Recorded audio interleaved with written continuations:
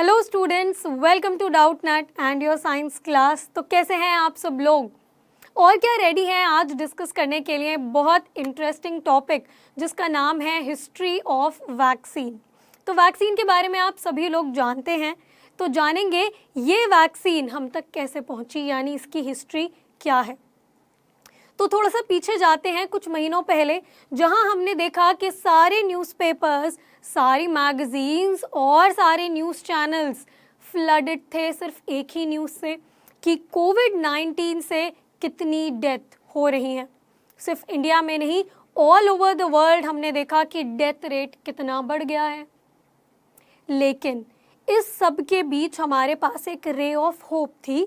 हम लोगों ने सोचा कि अगर एक पर्टिकुलर चीज़ हमारे पास आ जाएगी तो हम कोविड-19 से बच सकते हैं। क्या थी वो चीज़? क्या वो ऐसी चीज़ थी जिसका वेट पूरी दुनिया कर रही थी? तो जी हाँ, वो थी वैक्सीन। तो हमें पता लगा कि वैक्सीन से हम लोग कोविड के इफ़ेक्ट को कम कर सकते हैं, और जब से वैक्सीन आई तब से हमने देखा कि एक पॉजिटिव रिजल्ट देखने को मिला है। लेकिन जैसे कोविड-19 इस बार हमने देखा कि पूरे वर्ल्ड में फैल चुका है, ऐसे काफ़ी सारी डिजीज़ेस पहले फैल चुकी हैं। तो जानेंगे उस टाइम पर हमने क्या किया और सिचुएशन तब से अब तक कैसे इम्प्रूव हुई है। तो जैसे कि आप लोग जानते हैं कि कोविड-19 जो डिजीज़ है वो एक वायरस से होती है, और जब ये वायरस हमारी बॉडी में आ जाता है तो हमारी बॉडी को यूज़ करता है खुद को रेप्लिकेट करने के लिए। लेकिन हमें तो बचना है इस वायरस से।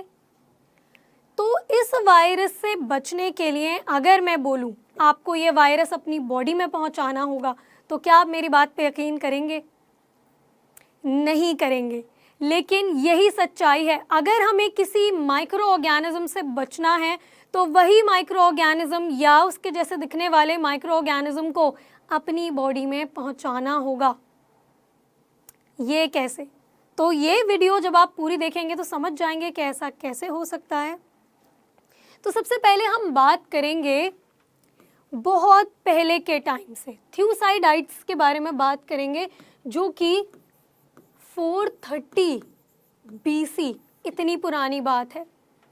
तो क्या हुआ था उस टाइम पे? प्लेग फैल चुका था। प्लेग एक बीमारी है, बिल्कुल ऐसे ही जैसे कि कोविड-19 पूरे वर्ल्ड में फैला, ऐसे ही प्लेग फैल चुका था। तो इन्होंने एक डिस्क्रिप्शन दिया है, थ्यूसाइडाइड्स ने लिखा है और ये बताया है कि उस टाइम पे जब लोगों को प्लेग हुआ करता था तो ये प्लेग एक फेटल डिजीज हुआ करती थी। प्लेग से लोग मर सकते थे, लेकिन प्लेग जिन लोगों को हो जाता था उनकी नर्सिंग के लिए वो लोग आते थे जो कि ऑलरेडी प्लेग से रिकवर हो चुके हैं।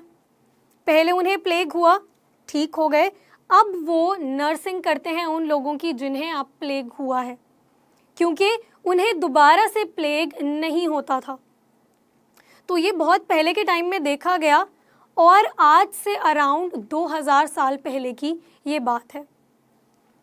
फिर आगे जाके हमने देखा कि चाइनीज लोग जो हुआ करते थे, चाइनीज एंड टर्क्स, टर्की के लोग, इन्होंने एक और डिजीज़ के बारे में एक डिस्कवरी करी। उस टाइम पर स्मॉल पॉक्स बहुत ज़्यादा स्प्रेड हो गई थी। स्मॉल पॉक्स एक डेडली डिजीज़ है। तो स्मॉल पॉक्स बिल्कुल ऐसे ही डेडली है जैसे कि आज कोविड-19 है। अगर लोग नहीं मरते थे स्मॉल पॉक्स से तो लाइफ टाइम के लिए डिसफिगर्ड हो जाते थे। अगर स्मॉल पॉक्स ठीक भी हो जाता था तो हम देखते थे कि उनकी बॉडी पे हमेशा के लिए उसके मार्क्स रह जाते हैं। क्या नाम था डिजीज़ का? डिजीज़ का नाम था स्मॉल पॉक्स, और बहुत ही डेंजरस डिजीज़ ये हुआ करती थी, वायरस से ही होती है। लेकिन चाइनीज़ और टर्क्स ने इससे लड़ने का एक तरीका निकाला। उन्होंने देखा कि जिन लोगों को स्मॉल पॉक्स होता है उनके स्कैब्स उन्होंने लिए। ये जब छोटे छोटे से हम देख रहे हैं कि पिंपल्स टाइप के हो जाते हैं, उसको इन्होंने स्किन पे से निकाला, उसे क्रश किया और लोगों की बॉडी में पहुंचाया करते थे। कैसे? तो कभी कभी नेजल पैसेज के थ्रू उन्हें क्रश करके उनकी नाक से बॉडी में पहुंचाया करते थे, या फिर स्किन पे कट्स लगाए जाते थे और वो स्कैब्स डाला जाता था अंदर। और इससे देखा गया कि लोगों को स्मॉल पॉक्स नहीं होता था। इस प्रोसेस को एक नाम दिया गया जिसे हम वेरियोलेशन के नाम से जानते हैं। तो लोगों को वेरियोलेट किया जाने लगा, लिया जाते थे स्कैब्स, स्मॉल पॉक्स, जो भी कोई भी पर्सन अगर अफेक्टेड है स्मॉल पॉक्स से तो उसके स्कैब्स लिए और उसे नेजल पैसेज के थ्रू या स्किन पे कट्स लगाकर उनकी बॉडी में इंसर्ट कर दिया जाता था।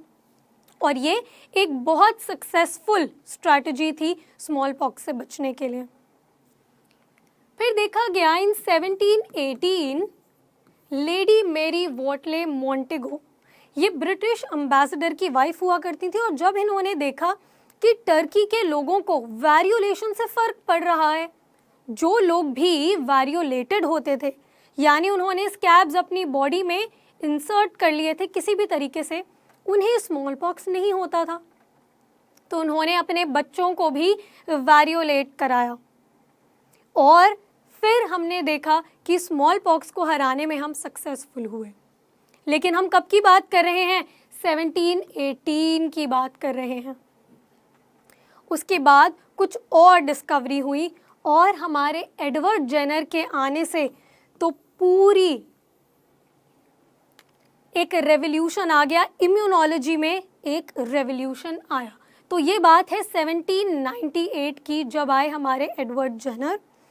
तो एडवर्ड जेनर ने भी देखा एक बहुत चौंका देने वाला इंसिडेंट। उन्होंने देखा कि जो मिल्क मेड्स हुआ करते थे तो उनके पास गाय हुआ करती थी, गायों को पालते थे वो, और काऊ में एक डिजीज होती थी काउपॉक्स। लेकिन काउपॉक्स एक काफ़ी माइल्ड डिजीज होती है। अगर स्मॉल पॉक्स के कंपैरिजन में देखें, माइल्ड सिम्टम्स आते हैं और जल्दी रिकवर हो जाते हैं। काऊ को भी होती है और ह्यूमंस में भी होती है काउपॉक्स। तो जो मिल्क मेड्स काउस की देखभाल किया करते थे उनमें काउपॉक्स देखने को मिलती थी। तो उन्होंने एक ऑब्जर्वेशन की, जिन लोगों को काउपॉक्स हो जाता था उन्हें कभी स्मॉल पॉक्स नहीं होता था। तो ये देखने को मिला। तो उन्होंने डेलिबरेटली, जानबूझकर काउपॉक्स से मिलने वाले फ्लूइड को लिया। तो अगर किसी को काउपॉक्स हो जाता था तो इस तरीके से ब्लिस्टर्स हो जाते थे, तो उससे फ्लूइड लिया और खुद से इंसर्ट कर कर देखा एक ऑर्गेनिज्म में।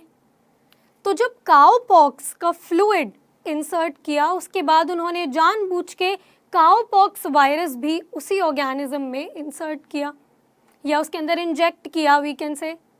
तो देखा कि उसे स्मॉल पॉक्स नहीं हुआ था। तो ये बात पूरे यूरोप में फैल गई कि काउपॉक्स से हम लोग अपने आप को सेव कर सकते हैं। अगर काउपॉक्स का वायरस हमारी बॉडी में आ जाता है तो स्मॉल पॉक्स हमें नहीं होगी।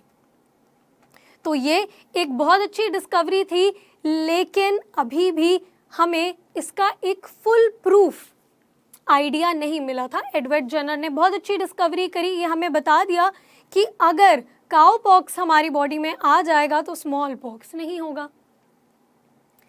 फिर आई एक और हैरान कर देने वाली ऑब्जर्वेशन। तो पहले तो हमने देख लिया एडवर्ड जेनर ने क्या किया। एडवर्ड जेनर ने खुद से लोगों को काउपॉक्स का फ्लूइड देना शुरू कर दिया, और जब काउपॉक्स का फ्लूइड दिया तो देखा कि स्मॉल पॉक्स उन्हें नहीं हुआ। और फिर बाद में आए लुई पास्चर। लुई पास्चर के साथ क्या हुआ ये कहानी भी सुन लेते हैं। तो लुई पास्चर काम कर रहे थे कॉलेरा कॉजिंग बैक्टीरिया पे। तो उन्होंने अपने पास ऐसे बैक्टीरिया ग्रो किए जो कि किसी ऑर्गेनिज्म में कॉलेरा फैला सकते थे। उनके पास कुछ फाउल थे, कुछ मुर्गियां थीं जिस पे वो ये एक्सपेरिमेंट कर रहे थे। उन्होंने ग्रो किया कॉलेरा कॉजिंग बैक्टीरिया और उन फाउल के अंदर इंजेक्ट किया। देखा कि फाउल को कॉलेरा हुआ और वो फाउल डेड हो गए। काफ़ी सारे उनके पास फाउल थे जिस पे वो ये एक्सपेरिमेंट कर कर देख रहे थे। तो जब उन्होंने फ्रेशली ग्रोन कॉलेरा बैक्टीरिया उन फाउल के अंदर डाला तो फाउल डेड हो गए। फिर उन्होंने सोचा कि अब मैं बहुत थक गया हूँ, थोड़ी छुट्टियाँ मनाकर आते हैं। तो छुट्टियाँ मनाने के लिए चले गए और जब अपनी छुट्टियों के बाद वापस आए तो फिर वही जो पहले का ग्रोन बैक्टीरियल कल्चर था उसी को दूसरे फाउल में डालने लगे चेक करने के लिए, क्योंकि अभी एक्सपेरिमेंट पूरा नहीं हुआ था। लेकिन इस बार जब उन्होंने वही कॉलेरा कॉजिंग बैक्टीरिया उस फाउल में डाला तो देखा इस बार फाउल को कॉलेरा के सिम्टम्स तो आए लेकिन वो ठीक हो गए। उनकी डेथ नहीं हुई, वो मरे नहीं, बल्कि सिम्टम्स शो करने के बाद ठीक हो गए। तो उन्होंने सोचा कि ये बैक्टीरिया पुराना हो गया होगा, क्योंकि उन्होंने छुट्टियों पे जाने से पहले उसे ग्रो किया था। तो उन्होंने कहा कि चलो हम एक फ्रेश दोबारा से कल्चर ग्रो कर लेते हैं बैक्टीरिया का। तो फ्रेश कल्चर उन्होंने ग्रो किया और देखा कि फाउल के अंदर उसे इंसर्ट करना है, इंजेक्ट करना है। क्या सोचा था उन्होंने, जब वो फ्रेश अपना कॉलेरा बैक्टीरिया ग्रो करेंगे और फाउल में डालेंगे तो फाउल डेड हो जाएगा कॉलेरा से। लेकिन क्या हुआ, उनके पास जो फाउल थे, जो मुर्गियां थीं, वो कम पड़ गईं। नए फाउल उनके पास थे ही नहीं जिस पे वो प्रैक्टिस कर सकें। तो उन्हें मजबूरी में वही फाउल दोबारा लेना पड़ा जिसमें उन्होंने पहले ओल्ड बैक्टीरियल कल्चर डाला था, जिनको कॉलेरा हुआ था और वो ठीक हो गए थे। उन्हीं में इस बार उन्होंने फ्रेश कल्चर डाला। ठीक है, ये है फ्रेश कल्चर। और किस फाउल में इंजेक्ट किया, वो फाउल जो कि पहले ही रिकवर हो चुका है फ्रॉम कॉलेरा। कॉलेरा इनको हुआ था लेकिन ये ठीक हो गए। तो इस बार जब फ्रेश कल्चर उन्होंने डाला तो देखा कि इस बार फाउल में सिम्टम्स भी नहीं आए कॉलेरा के और वो पूरी तरीके से हेल्दी है। तो ऐसा कैसे हुआ? जब उन्होंने फ्रेश कल्चर ग्रो किया, फाउल में डाला तो फाउल डेड हो गए थे। फिर एक पुराने कल्चर को जब फाउल के अंदर डाला तो वो रिकवर हो गए।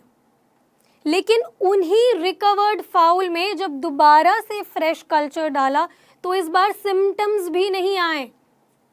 तो ये पता लगा कि अगर हमें किसी भी बैक्टीरिया से, किसी भी माइक्रो ऑर्गेनिज्म से बचना है तो हम उससे बचने के लिए ये स्ट्रैटेजी अपना सकते हैं। क्या थी वो स्ट्रैटेजी?